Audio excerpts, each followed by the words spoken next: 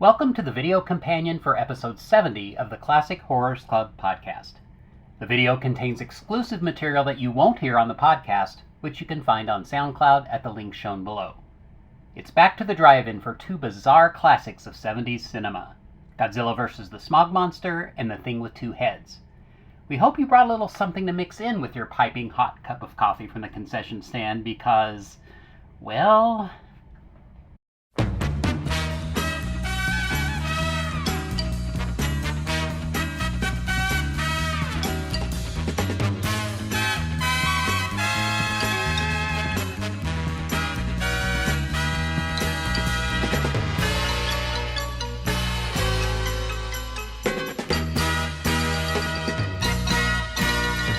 水銀コバルトカドミウム鉛硫酸オキシダンシアンマンガンバナジウムクロムカリウムストロンチウム汚れちまった海汚れちまった空生き物みんないなくなって野も山も黙っちまった。Tell everyone where we are.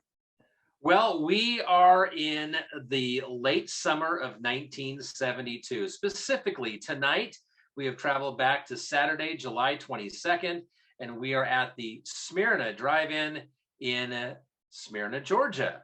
This drive-in's had some different names over the years, but we are going to be checking out two of the four films they have planned tonight. We're going to be checking out Godzilla versus the Smog Monster and The Thing with Two Heads. It's going to be the most unique double feature we've ever covered here on the show. And the other two films, actually, we're going to head home after that because we've seen those actually a couple of years ago at another drive-in. We saw Yog, Monster from Space, and Destroy All Monsters. Those of you who don't know, and we just assume you've always been with us, first of all, welcome if this is your first time. But I'm Jeff Owens. I have a blog called Classic Horrors Club and a couple other blogs. And my counterpart is... I'm Richard Chamberlain, and I've got just one blog these days, but, you know, we're coming up on our big 10th anniversary. I'm from monstermoviekid.wordpress.com. No, that's not big enough. No, that's not big enough either. That's more like it. We're delighted to have you with us. To add to your enjoyment, we're all wound up to bowl you over at intermission time with live wire service at our snack bar, where you'll find a tempting variety of favorite foods and beverages. Now it's showtime, folks. And you can be sure it's the best show in town. Your continued patronage is very, very welcome.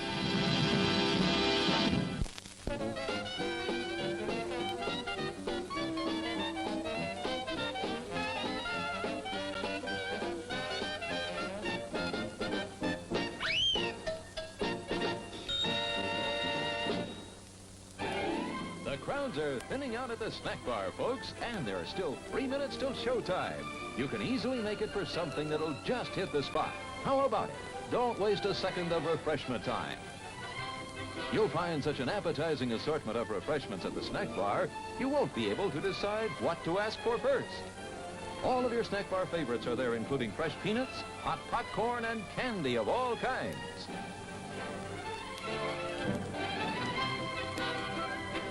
And believe us, you've never eaten better hot dogs, crisper French fries, or more delicious buttered popcorn. Out of the polluted waters it came, to become the most fearful menace that ever threatened mankind. Feeding, growing ever more deadly on Smog. Only one force dared stand up to its overpowering evil. Godzilla! Godzilla versus the Smog Monster. Will Godzilla, man's friend, be vanquished?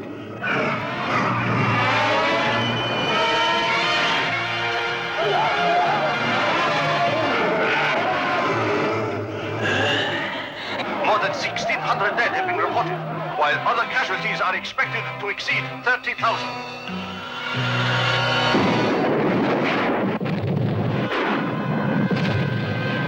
The main storage tank of the Japan Oil Company has exploded.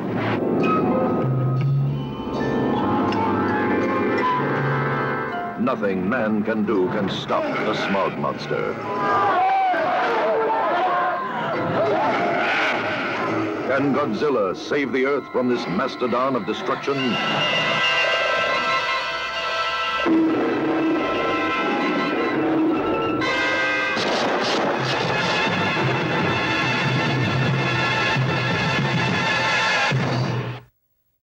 Well, the anti-pollution message, that was really big in the 70s. I mean, I remember, you know, the commercial that always played, right, of the Indian and the pollution. I mean, that was just iconic. Was it Woodsy Owl and don't, you know, give a hoot, don't pollute? I remember back in the 70s, I mean, people would just throw trash outside their car. There was that big push to take care of the planet. No matter where you go, you can let some people know to give a hoot, don't pollute. I thought Hedorah was a fantastic monster. And the transformation.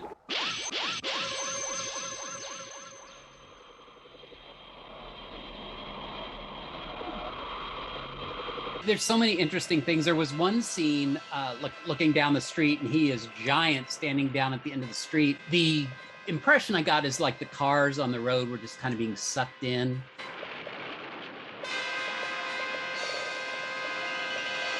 Yeah, so you've got this really, you know, grimy, grungy monster that, and then to keep that tone lighter, right? It's like in the midst of everything, well, let's show a cartoon. You said a cartoon. Let's not give the wrong idea. These are animations that deal with atomic bombs and availability of masks when there's a, you know, I mean, these aren't children's cartoons. This is true. It's just this weird early 70s funky James Bond-esque title sequence. The song comes up again in the disco. It comes up again at the end with a deep, somber. But you stop to think of the words. They're talking about no one left on Earth. I know. You know,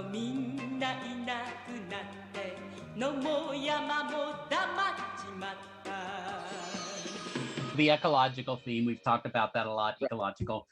And I mean, sometimes a little heavy-handed. I mean, to show a clock floating in the water and then it chimes. So what do you think about the fact that Hedorah wasn't created from all this? He's still from outer space. I know he eats the exhaust, you know, to think that he wasn't really a product of all that. That's right. Hedorah must have been on a rock that landed on Earth. I wonder what kind of place it came from. It probably came from a sticky, dark planet far, far away. Now, so to sleep.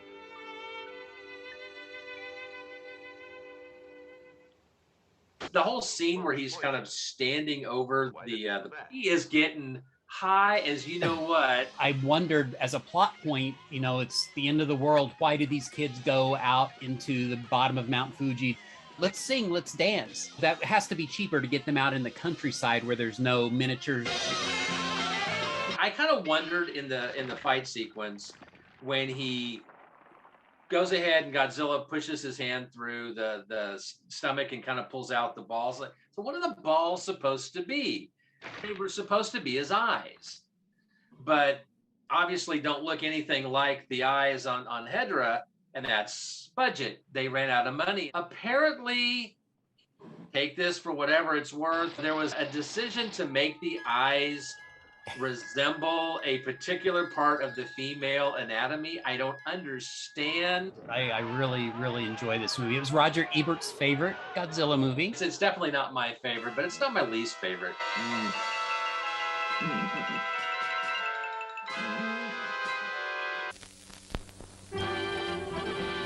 It's intermission. Rise and stretch time. Time to refresh yourself and visit our snack bar. Got a yen for hot popcorn? Your favorite soft drinks are sparkling cold. The juicy Frank sizzling hot.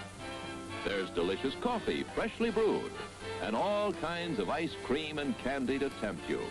Showtime will be announced loud and clear to get you back to your car in time. So stretch your legs. Come to the snack bar now.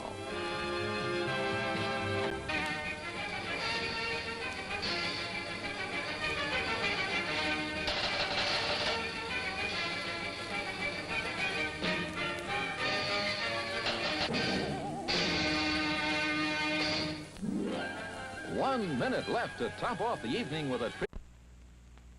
It seemed like a good idea at the time. The white bigot was dying, and the black soul brother needed time to prove his innocence. More power to you, brother. I want to transplant my head on a healthy body. I think I like to donate my body to science after all. So they transplanted the white head onto the black body. Who would have suspected that neither would care for the idea too much? What are you guys doing to me? Shut up. Where's the rest of you? We are joined together temporarily. Williams, stop this car immediately. Why don't you shut up? Hey, that's telling him, man. I should have known your kind stick together. Will you please stop this infernal machine? Oh, just shut up. Help! Shut up. You a doctor? So far, so good. Then how about you taking old happy face off of here? They're shooting at us!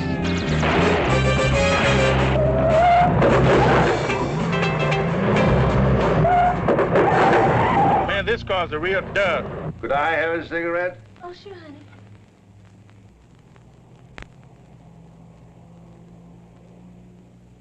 Hey, man, are we smoking while I'm eating?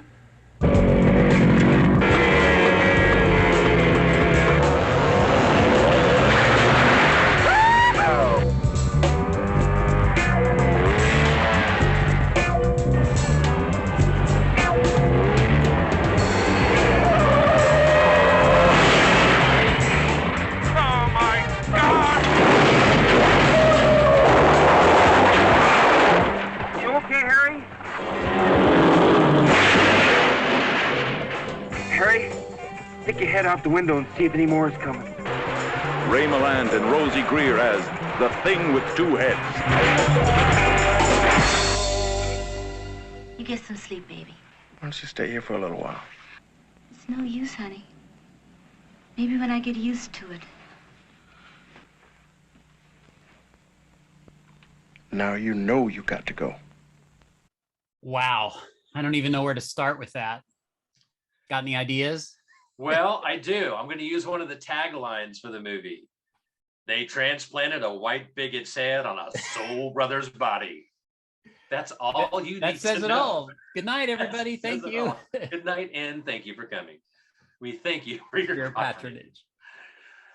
I don't hate it because there's enough kind of craziness in this movie that just makes me scratch my head, shake my head at times, like the never-ending car chase sequence that must have been filmed at different times because the cars change. They are changing makes and models, and then you're seeing the same scene repeated, and then it's the film is flipped. It's like, oh, that fooled me. I didn't see that before. 24 minutes, which is 27% of the movie, is a car chase.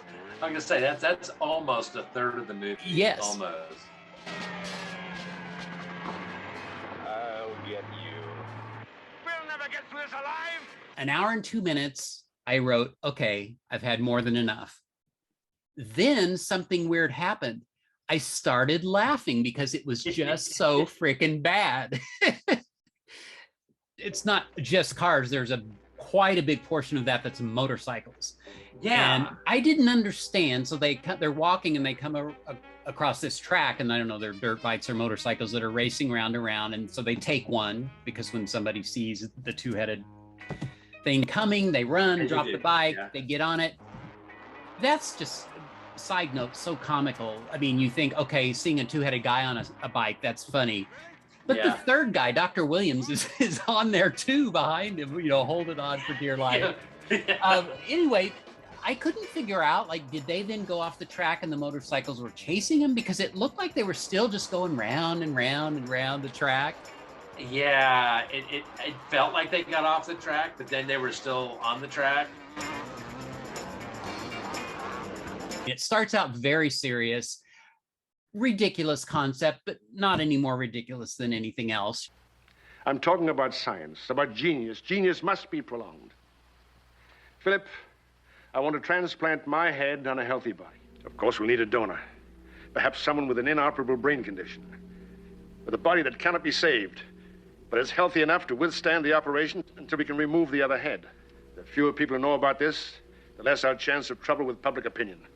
But then the minute they go on the search for a donor, and we go down the prison halls of death row, and you start hearing the funky music, you know, it then sort of goes blaxploitation. A little bit, yeah.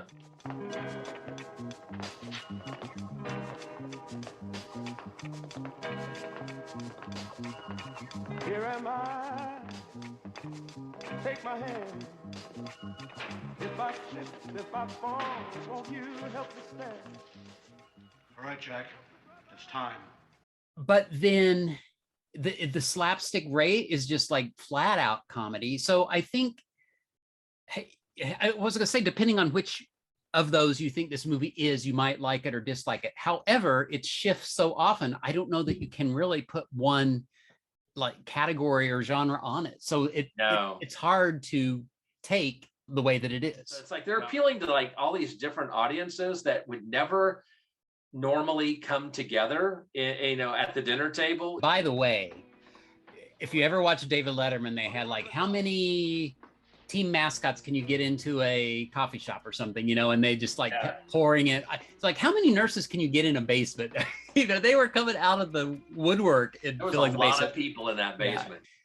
How does this movie play today? I mean, you use the word racist, and I don't know if that's, the character is racist. Character's racist, yes. But I don't really think, do you think the movie would offend people today?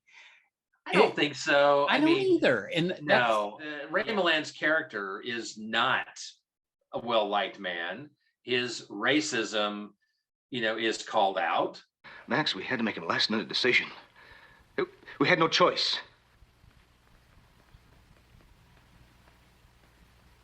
Is this some kind of a joke? There is almost a redeeming moment in this. I don't understand you. The reason you don't understand, Doctor, is because you're a bigot. A bigot of the highest caliber. And because of that, you have underestimated me and my intelligence. Maybe I said it badly. I hate to put, you know, additional meaning into this than's there, but think about that. I mean, there's something there to that comment. There are a couple of lines in this almost clever, or almost, you know, for example, Rosie Greer, again, they're in the car half the movie. You mean you're actually considering helping this escaped murderer? Murderer? You the murderer trying to cut off my head? That's different. Funny how it becomes different when you're talking about your own head.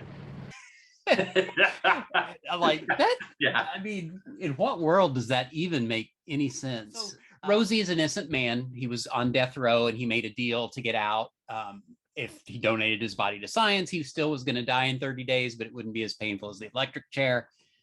So he's trying to prove his innocence in this short time that he has. And they go to his girlfriend's, and, you know, she opens the door and sees it there. I know you don't like to answer a lot of questions, but how did that happen? I mean, I don't know. That's kind of genuinely funny. So let's talk about the other elephant in the room, and that is the special effects.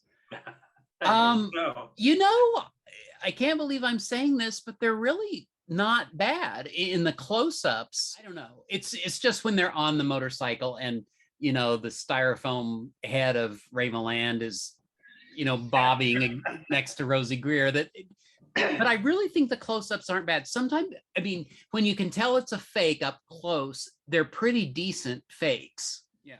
Actually, there's a few times where I'm like, you know, how are they doing that? You know, Yeah, I mean, but the operation when they're moving his head. I mean, he opens his eyes, and unless that was pretty an good.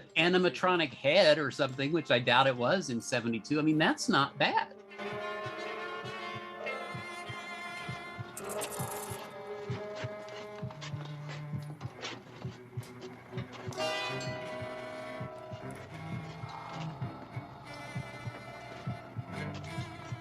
The last scene is we have this kind of bizarre sequence where we've got Rosie Greer's character, he's with his girlfriend, and there's Dr. Fred Williams, and they're driving in the car, and they break out in a little, you know, dance routine, well, it's not dance routine, song routine, singing, "Oh, happy day, oh, happy day." Right there is maybe points out an example of what we've been talking about all through this. Had the movie ended with Ray Milland's head, Philip.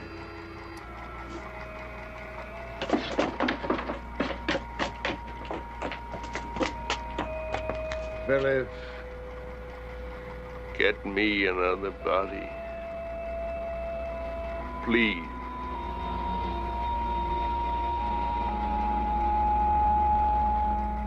that would have that potentially scary horror-ish, you know. Oh yeah, But the fact that it ends the way it does says, oh no, this is a comedy. This is a comedy, and yeah, it's not because that horror movie would end that way, right? Yeah. What more can we say about The Thing with Two Heads?